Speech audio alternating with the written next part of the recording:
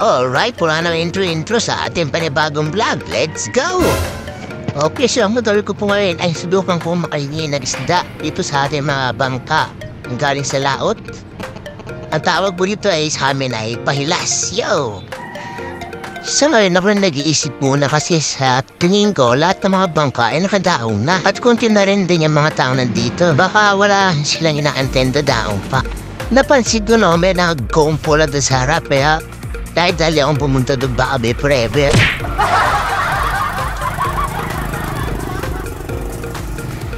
Yan o, nakita niyan. Si Bembol yan. Yan yung legit na nagpapahilas talaga tumutulong, di ba? Di tulad ko, pupunta na dito para mangingi, di ba? Pero tingnan natin, may magbigay di sa atin. Char!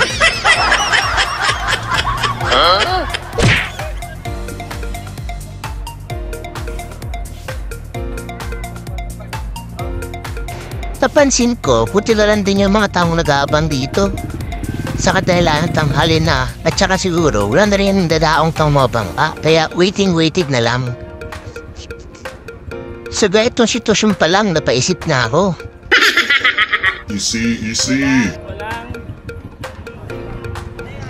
Paano kaya pa mabibigay ng isda? O patingin-tingin lang ako.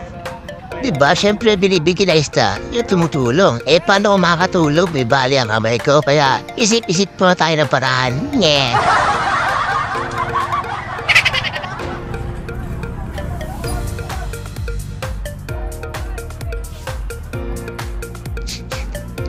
At napalingon ako doon sa may poste. Tarita ko, uy, mukha kami nagkukumpulan doon Kaya lumapit ako ng bagya. At doon sa karamihan sa nagkukumpulan may nakilala ko. Kaya dito muna ako at saka pinati ko sila.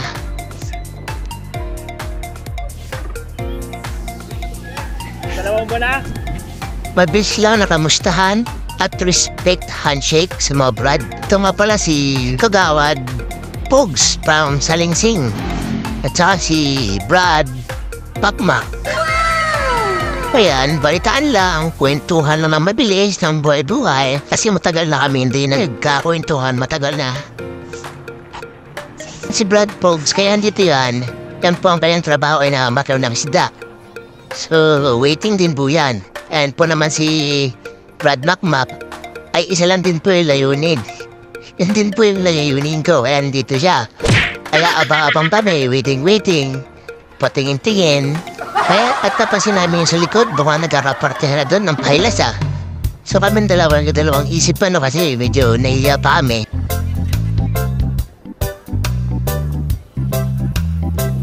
Kaya napag-isip-isip ka siguro na tanghali na kasi medyo mas nausasabi kaya pauli kita. Pero ako, naiwalat. Nag-usyoso pa doon sa likod. Baka alam mo na, buraot. So, yan.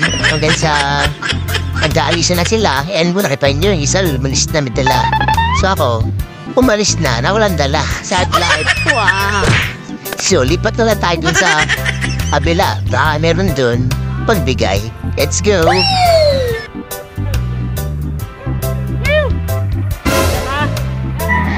Oops! Ayan, dito. Biglang tumawag sa amin, no? So, hindi ko pa siya agad na kilala agad. Biglaan.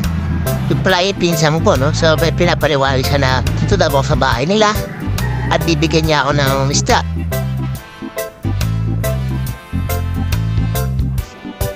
Ayan, so dito tayo lipat sa may waiting area ng fishport. So, makita nyo, maraming nagkukumpulan dyan. So, ito na nga, ayan po, no?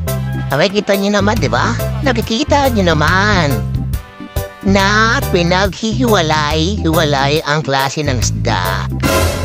Yan, so tinatawag din ay sorting. Halo-halo po kasi mas dan yan, sigurado kasi pinaghihiwalay nila.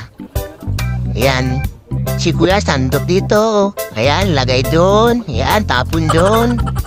Sandok dito, ganyan po yung ginagawa. Yung mga isda ay pangbenta rin na yan, nakita nyo? Katingin-tingin. Ayan. Waiting din. Parang ako waiting din. Yan. So, kinakabahan ako dyan kasi alam naman natin na pag kunti yung huli, ay mas less ang chance na mabigyan tayo ng isda. Ganyan ang mangyayari pag ganyan ang huli. So nakita ko yung kumpare ko, nakaslip na pula kumpare ko yan. So, baka naman pre, mamaya ha, subukan natin. Tsaka yung isa sa kaibigan ko, si Onat. Shout out sa'yo, Onat.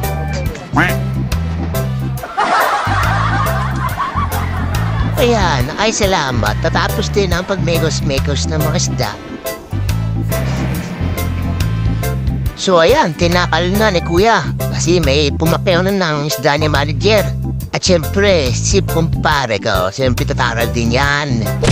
At syempre, dito mapasok si Unat. Sige Unat, buha, bigay mo na yan tayo Mama Pakyawers. Oh, eto, hindi rin nagpahuli ang dalawang kuya at bumuhat din para ibigay doon sa likod. Sige, karga.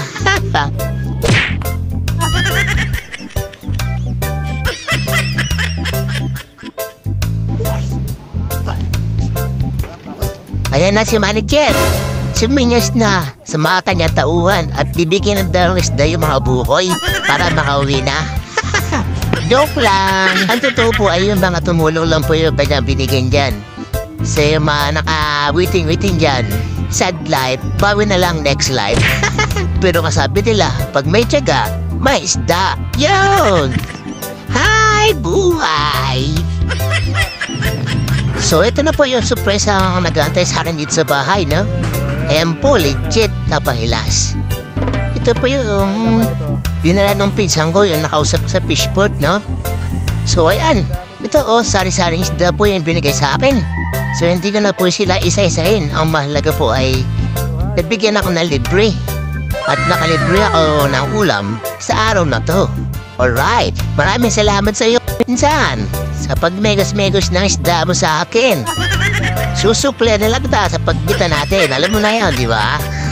Tsaka doon sa mga nagpapahilas po sa fishport, no? Huwag po tayong tanim na sa manloob sa mga manager dyan. Kasi pag talaga marami naman talaga, ay sagana naman tayo sa isda, di ba?